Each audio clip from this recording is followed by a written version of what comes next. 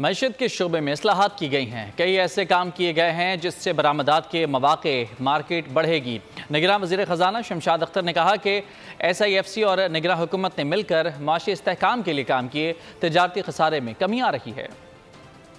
We work together, not only the civil government but also with the SIFC, and that has been the source of the strength, and it has given us the courage to do what we have done up till now. The issue related to the exchange rate, आपको पता होगा कि it had almost hit over 230 plus.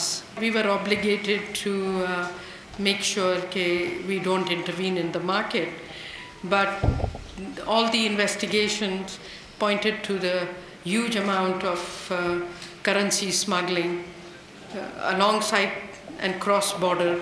I was just checking the exchange rate for yesterday.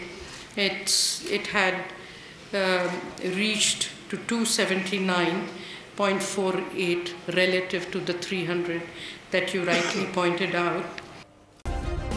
Subscribe करें और bell दबाएं ताकि कोई खबर रह न जाए।